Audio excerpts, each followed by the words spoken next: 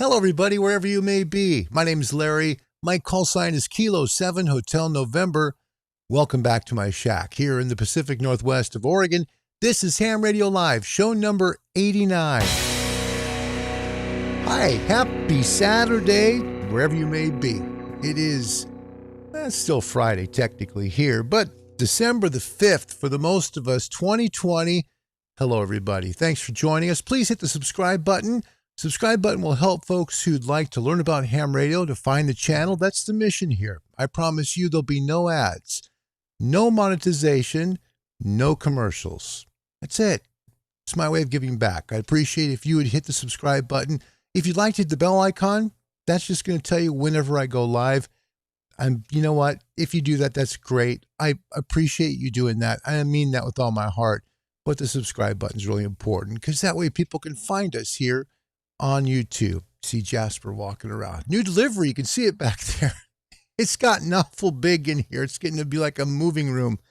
So the Yaesu 5000 MP arrived today with a whole bunch of studio mics that came with it. I'd like to thank a great ham in Indiana for the sale. Looking forward to just opening the boxes. Haven't had time to today. Why? Because we've been dealing with cell phone heck. It's true. Yeah, it's true. Yeah. My wife's cell phone didn't work well at work. So what happened was she told me, by the way, thanks for the thumbs up. That's record timing. My goodness. Thank you. Her cell phone wasn't working when she was at work. She works at a local hospital. And I'm like, no, you need to have your cell phone working when you're there. So we moved back to our old provider, which did provide service where she's at. And of course, her cell phone works. My brother's cell phone works. Mine, no. It didn't port over yet. So we're still waiting on that. Hey, some channel news that I'm really excited about and honored, truthfully, to my very heart about. Next Wednesday, that's December the 9th, starting at 2 p.m. Central Time. That's 20 Zulu. I'll be live. Really, I can't believe they're giving me this opportunity at K5 MFJ out of Starkville, Mississippi. They're going to actually let me have control of the microphone, make some calls, and I am so excited. I would love to have a QSO with you. So if you'd be kind enough to maybe mark on your calendar, I'd be honored if you would. I really would, because I'd love to have a QSO with you. We're going to do the show live from Starkville, Mississippi, right there at MFJ headquarters, and we'll do it live showing K5 MFJ.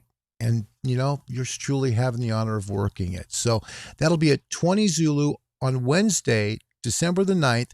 There'll be a show preceding it where we're going to try and get you a little more time with Martin F. Jew, the owner of MFJ. Plus, if you have any questions about things that you might want for Christmas, hey, there's your chance. Antenna tuners, amplifiers, antennas, noise cancelers. They've got tons of stuff. Chokes. My gosh, they got everything for your ham radio shack to make it shine. So join us, please, on the 9th of December. And we're going to bring the 7300 with us to make some QSOs using the Chameleon 2.0 MPOS vertical. Should be fun. We're looking to see what kind of QSOs we can make on the 7300. So we'll do maybe a live show as well on that one. That'd be cool. Alex, hey, hello there. I feel for you. Me Too phones are, yes. Yeah. It was like, no joke. Okay, so I was worried about CQ calling not airing tonight. Bugged me really because we're still at 5 p.m. Pacific, which is when we do CQ calling. I'm at that point still at Best Buy. We got there at 11:30 this morning, no lie. And then back and forth to the cellular phone shop because the people at Best Buy didn't have SIM cards. So at least 2 of the 3 phones are working. Mine isn't, but that's life. So join us on December 9th, starting at 20 Zulu for the live show with K5 MFJ. An honor to work it. I'd love to have a live QSO with you. It'll be just like this, just a different background. We'll be live and we'll be taking your questions. Same thing for the show that should begin a couple of hours earlier. So we'll think about that right about 1600 UTC on December 9th. That's when the show live from MFJ will start, and we'll do maybe about an hour where you can ask questions about various products and hopefully maybe meet Mr. Jew again and ask him some of your questions. He's been in ham radio for, my goodness, I think he starts his 58th 8th year in 2021 with MFJ. That's an amazing story. So thanks for joining us today. We're going to work tonight because, again, it's a little late for CQ calling, but we always do extra stuff on Friday. Extra is the only day of the week that we do one show featuring extra exam questions, which is the highest license exam in the U.S. So if you're a technician, a general, maybe you're a future ham, or you're someone in another country that's thought about licensing up, some of these questions might be helpful for you. I hope they are. Let's go to the first one, all right? First question on the extra exam in the FCC for the U.S. Which of the following instruments would be best for measuring the SWR of a beam antenna? Now, there's a couple of clues here. Thanks for the thumbs up. That's just so sweet. Man, you guys honor me. Thank you very much. I mean that. Okay, so the answers given: A, a spectrum analyzer, B, a Q meter, C, an ohm meter, or D, an antenna analyzer. Now, keep in mind what the question's asking. Which instrument would be best for measuring SWR of a beam antenna? All right. When you're measuring standing wave ratio of a beam or a vertical or a dipole, you always use an antenna analyzer. Doesn't matter what antenna it is. Make sure you understand, though, you need an antenna analyzer. And those are pretty easy to get. Some of them are real small, some aren't. You can get some real small guys, and let me see if I can find mine. I usually have it right by the microphone here, and it's not here right now. Anyway, I've got a little Zoom 35, and it works real well. So yeah, little antenna analyzer, just hook it up to your coax. You can check your SWR. Pretty simple. Next question. Now this is, again, talking about radio frequency and on an ammeter, okay? What's indicated if the current reading on a radio frequency, that's RF ammeter, placed in series with the antenna feed line of a transmitter increases as the transmitter is tuned to resonance. All right, practical example. Make it in layman's terms. That's what we try and do on this channel. So you're using an RF ammeter, so you're measuring amps, okay? It's placed in series with the antenna feed line of the transmitter, okay? Now, the transmitter is being tuned to resonance with the antenna, okay? So you're tuning the antenna from the transmitter, okay? What happens when the ammeter, when the antenna feed line of the transmitter increases on the ammeter? What does it mean? Okay, so your ammeter is going up, right? As your transmitter is tuning to the antenna impedance. Because remember, antennas have a natural resistance. They just do, and capacitance, okay? But there's got to be a balance there with the radio. Typical radios today need to be about 3-to-1 mismatch, okay, to be able to tune. Now, I know Elecrafts have made them for a while. They'll go all the way to 10-to-1, but if you're 10-to-1, you need to just redo your antenna. It's too far off. So the answer is given. A, there's possibly a short to the ground in the feed line, or it's B, the transmitter is not properly neutralized. Sorry. C, there is an impedance mismatch between the antenna and feed line. That's right there, the part that gets you, okay? Impedance mismatch isn't between the antenna and feed line. It's between the antenna and your transceiver, okay? So the feed line part's just to throw you.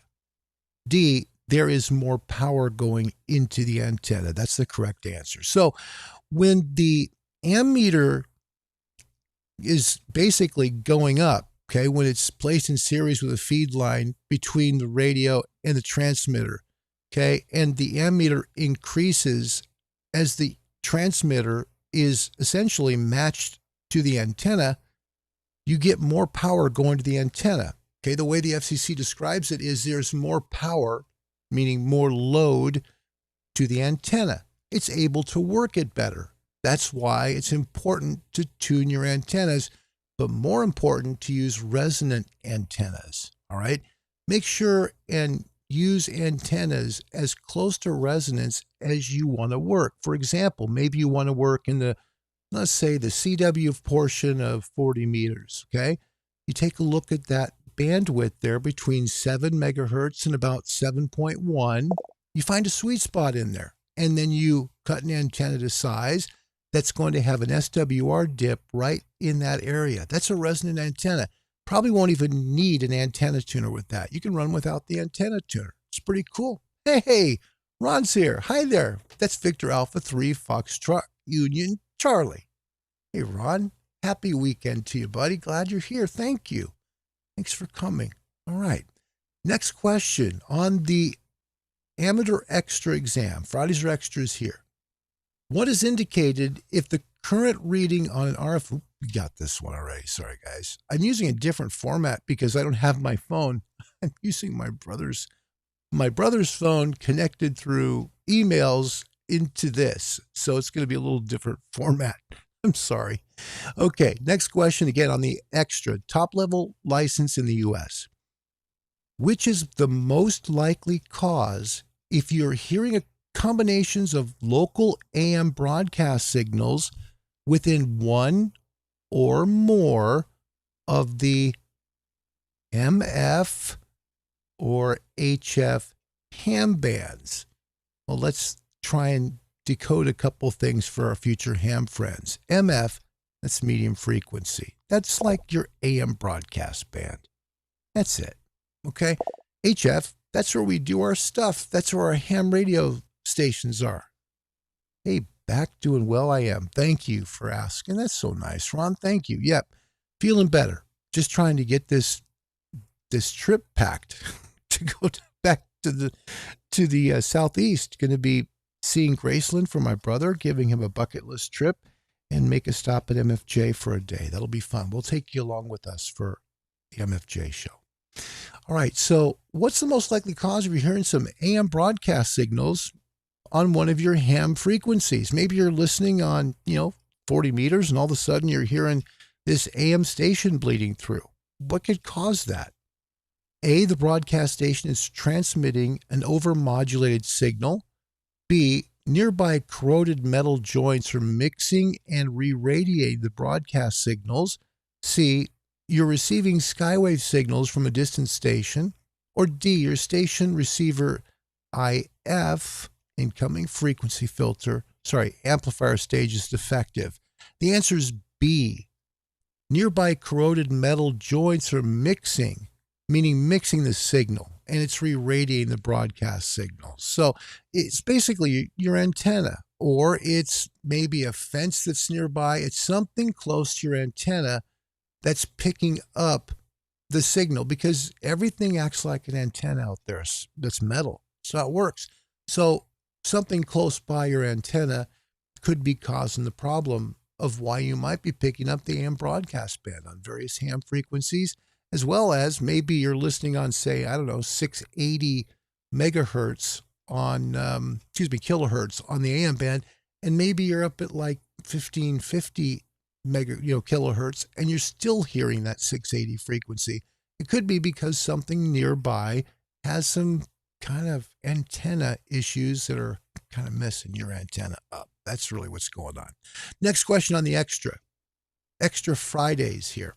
Why is it important to keep lead lengths short for components used in circuits for the VHF band and above? So we're talking 2 meters, 440, and so forth.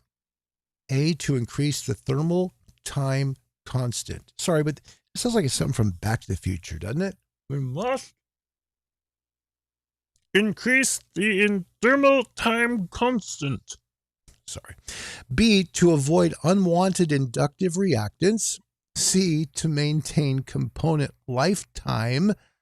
Or D, all these choices are correct. The answer is B. The reason why you want to keep your lead length short for circuits on VHF and above is because you want to avoid unwanted inductive reactance, okay? It's going to cause you some antenna issues. So make sure your lead lengths are short. So when you're mobile, don't go and have a coil of wire go into your rig. You want them short. You want them as short as possible. as well as insulated. Remember, the inside of your vehicle has lots of metal in it. Make sure that your lead line doesn't have any kind of metal that's rubbing up against it. Keep it insulated. Is it cold there, Alex? I just looked at our thermometer here. We're 32. It's like, holy crud. It's freezing. Literally freezing. So it's definitely feels like, late December weather already here in the Pacific Northwest. Next question. What's the primary advantage of tri-state logic? The answer here is the ability to connect many device outputs to a common bus. Okay, so you can have a lot of device outputs and you can connect them in one place. That's basically what tri-state logic gives you the advantage to do. So it's a nice advantage of using that type of format. Pretty cool. Yeah, there's a lot of great stuff. And what's cool about stuff like that is, for the most part, lots of hams discovered all this. I don't know if you realize that. Many of the things that you see on your radios, like bandpass filters, tri-state logic, super heterodynes, things like this, were all actually developed by a ham radio operator. That's no lie. A lot of stuff was developed by hams that were just brilliant and came up with really cool designs. Ham radio's pretty cool. Next question. What's the common name for a capacitor connected across a transformer secondary that's used to absorb transient voltage spikes? Think of your voltage not being stable, okay? We just, not stable stuff. Got some snow in Canada today, Ron. Boy, you can have it, sir. Okay. So what is that capacitor? Is it A, clipper capacitor, B, a trimmer capacitor, C, a feedback capacitor, or D, a snubber capacitor? And see, that's probably the one that would throw most people, because they're like, that's a made-up name. No, actually it's not. Snubber capacitors, when you connect them across a transformer secondary, what they do is they absorb transient voltage spikes. So like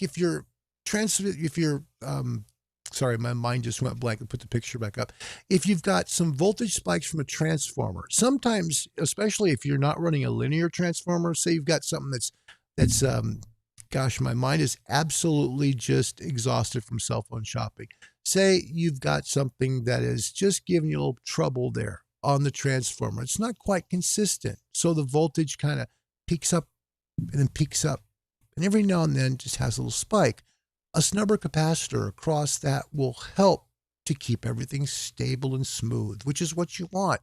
You want everything to be stable as it works through your gear, whether it be your radio, your amplifier, your antenna tuner, your power supply, whatever. So just make sure you understand snubber capacitor. Okay, next question gets into the receiver of our transceiver section. Why are high power radio frequency amplifier ICs and transistors sometimes mounted in ceramic packages? Now think of this. Good question, by the way. Is lead line another word for the red and black power line to the battery? No. We're talking about antenna feed line, basically. Good question. Yeah, it's antenna feed line. But when you're using something in a mobile unit, especially your ground, you want it to be as short as possible. Make all your connections as short as you can mobile, because you just want to have less place for things to go wonky. Best way to put it, tight, clean, and really, nice and, I guess, tidy, Make it look tidy. Don't have things hanging every place and lots of extra wire and stuff. Just measure it out, make your cuts, make your antenna lead feed line fit real nice and snug. Make your power and your ground nice and snug as well. Okay? That will help you tremendously. Good question. Yep. Coax and ground. Yep. Why are high-powered RF amplifier integrated circuits and transistors sometimes mounted in ceramic packages? The answer is because it's better dissipation of heat. Remember, when you have high-power amplifier ICs, you're going to be running a lot of power. Typically, they're MOSFET, 150 watts or 250, depends on the MOSFET. I think Motorola has a 150. But the point is, when you have them in ceramic packages, and what that means is the housing is ceramic, okay? What's the advantage? Well, it helps to dissipate heat better. It does. It's much better than using something of, say, metal, or if you're using some kind of a compound plastic product. It just helps to break out that heat, okay? It just gets rid of it.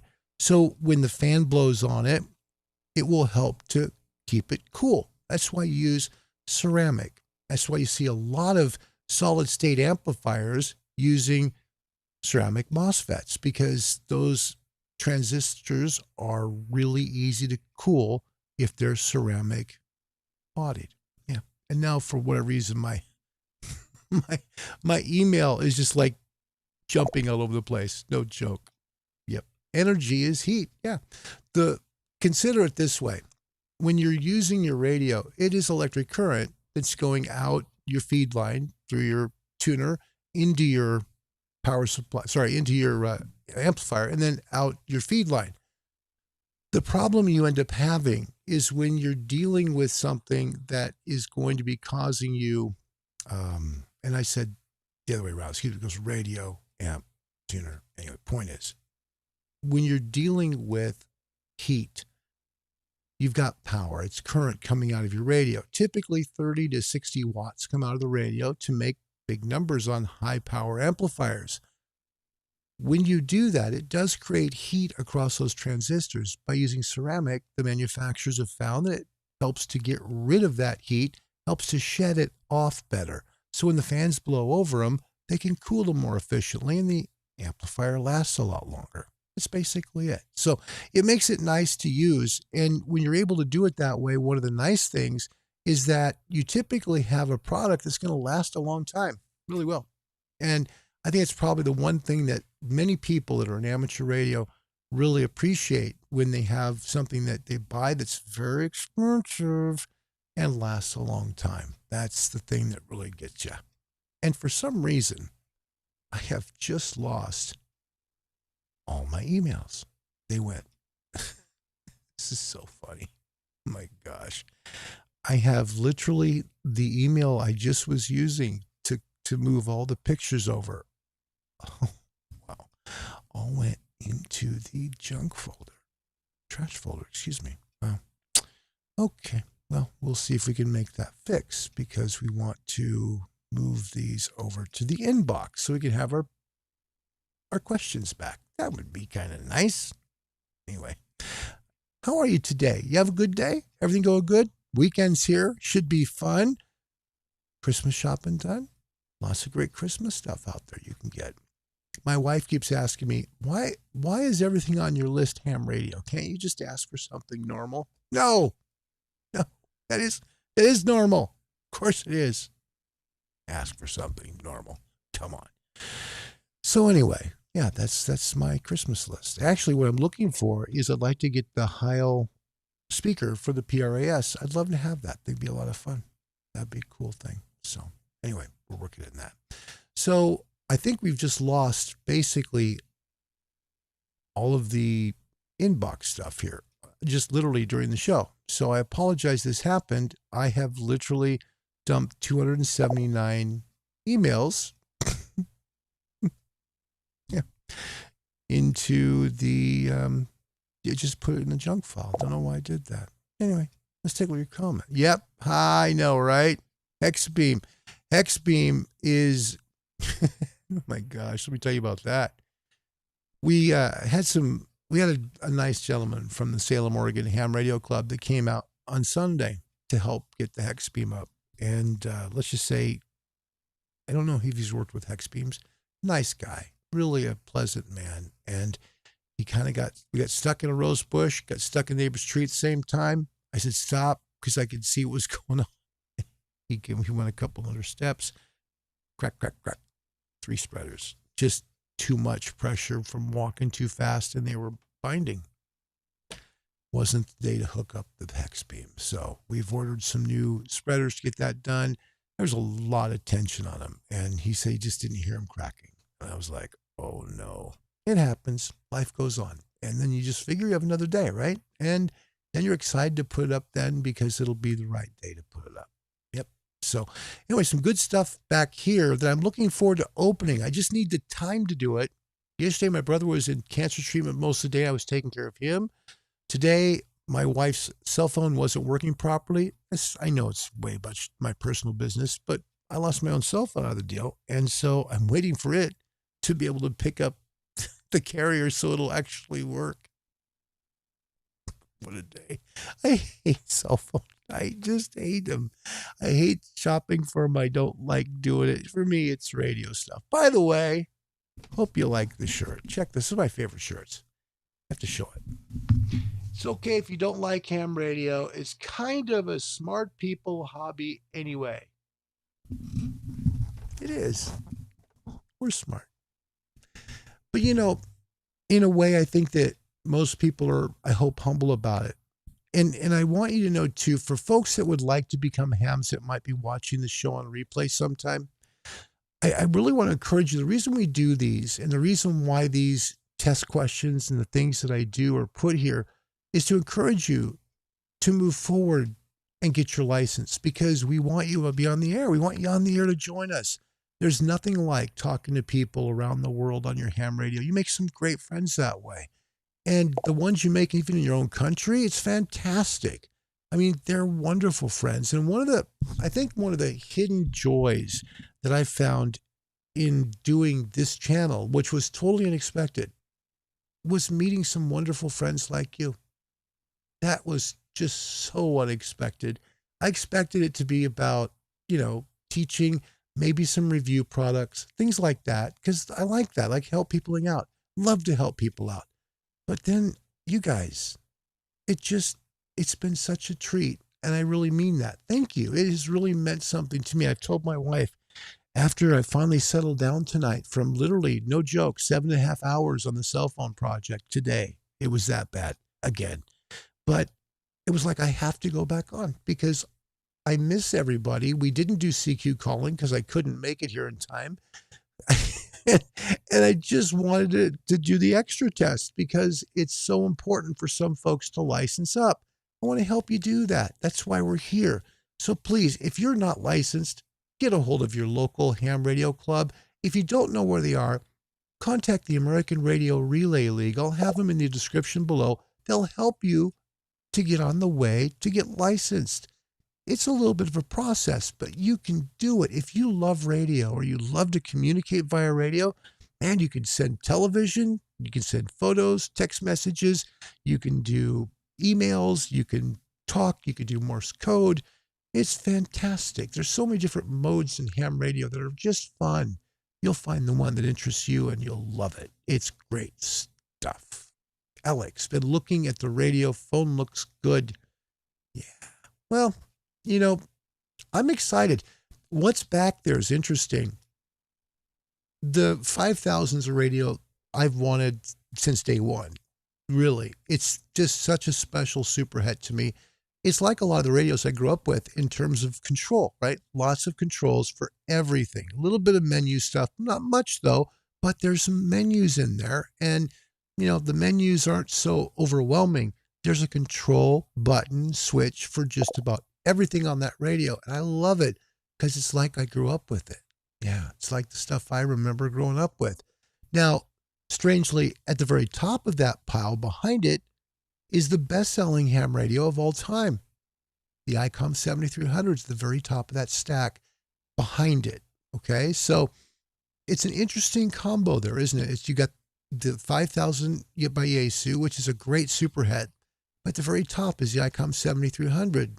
And I think my serial number, it's over 2 million, literally. And this came out in 2016. So it's a 5-year-old radio. Think about it, because you got to add 2016. 2016 to 20 is 5 years. Wow. Over 2 million radios sold. That's fantastic. Good for them. Good for them. Good question from Forget Your Life N7. RF finder is 70 centimeters only, right? Deal breaker for me, 2-meter winds in my area. Yeah. It's I guess what I'm trying to say with that is, depending upon where you're at, and there's some places where both 70 sems and 2 meters do really well with repeaters in your area. Some are even loaded up with, D-Star and with Wires X, the Fusion product from Yaesu. Tons of them. In my area, it doesn't. There's very little repeater activity where I live. So for me personally, it's very quiet. Having 2 meters or 70 sems, I mean, it'd be fun to work the space station when it comes by, but I don't know. Other than that, probably not my thing. So, yeah, it is a great rig. And for the money, there's no better radio. There's just not even anything like it. There isn't. I know there's only one antenna input. True. You can always get an antenna switch to take care of that. But the point is, the amount of radio you get power-wise for that rig, dollar for dollar, is extensive. And right now it's under $900. It's under $1,000. It's $999.99 after the rebate. Last Thanksgiving, remember? If you remember last Thanksgiving, this would be 2019, they were at $899.99. No brainer, really. I mean, it's that good of a price for such a powerful and capable radio. Yeah, the 7300 is a good one.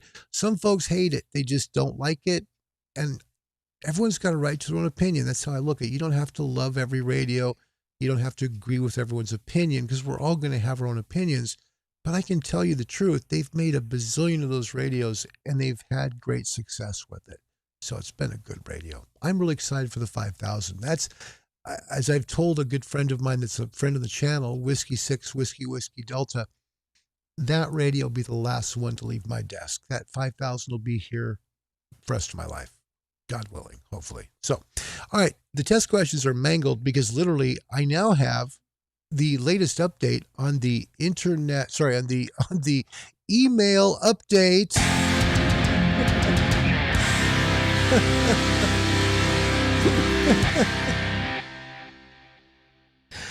Why not?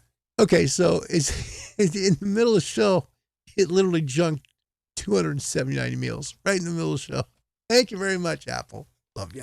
Okay, so anyway, please join us tomorrow. We'll do one show. It's going to be a test. Going to try it on the MacBook just to make sure we're good. We should be able to seamlessly look exactly the same. Little camera change, but you should see everything pretty close to what it is here. But it's just to test everything for when we leave for Mississippi and Nashville. That way we know everything works properly. When we get to the Southeast, we'll be able to come right on. You'll be able to go along for the trip with us. It'll be fun. We'll do some QSOs on the 7300 from Mississippi. And then on December 9th, 2 shows. Be fun. I'm really hopeful you can join us. It'll be a ton of fun. Starting at right about 1600 UTC, which is 10 a.m. Central Time in the U.S. or Canada or Mexico. We're going to be an MFJ Live, taking your questions, hopefully with Mr. Jew. If we're not with Mr. Jew, we'll probably be with Richard Stubbs, maybe Jared in engineering, someone down there who's going to be able to answer questions of your needs. Antennas, matching systems like antenna analyzers, or possibly an antenna tuner. It could be something like an amplifier. Things you really are interested in, you can ask them right there live, okay? Then at 20 Zulu, 20 Zulu, 20, which is at 2 p.m. Central. So 2 p.m. in the Central Time Zone, which is 20 UTC on December 9th. They've offered me a great opportunity, and I'm so honored. We'll be able to be working live from K5MFJ. Their ham station set up right there at the MFJ headquarters, and we'll make some QSOs. We'll see how many people we can contact. Hope to see you then. We'll be streaming live so you know what frequency we're on, and I hope we can work with you. I would love every one of you to be able to do a QSO with. It'd be so much fun. So please join us. That's on December the 9th, starting first show at 1600 UTC. Second will be at 20. Okay, so at 20 hours UTC on December the 9th. Please join me. It'll be a wonderful set of shows from MFJ in Mississippi. And save your questions. Whatever you might be thinking of for products for your ham shack, we'll be able to answer them and hopefully help you out, okay? You guys have a nice evening. I'm sorry the test got mangled, but I've got to figure out now without my iPhone to be able to try and move these 279 messages back into my inbox. So until next time, God bless you. Thanks for watching Ham Radio Live. Please subscribe. Hit the bell icon if you'd like. The subscribe button is super important. because it allows us to be found by folks who would like to learn about ham radio to join our hobby. And that's the main purpose of the channel. I promise you, there's no commercials here. You'll not see any ads. Please subscribe. Hit the bell icon. You know when we go live. But the subscribe is where it's all at, okay? Thanks for watching. God bless you. Until next time, my name's Larry. My call sign's Kilo 7 Hotel November. I'd like to thank Ron and everyone that's been here tonight with us live. Sorry CQ calling was not happening. I wasn't even here. Until then, everybody, have yourself a wonderful evening. As Ron says, that's Victor Alpha 3 Foxtrot Union Charlie 73 all. Goodbye, everybody.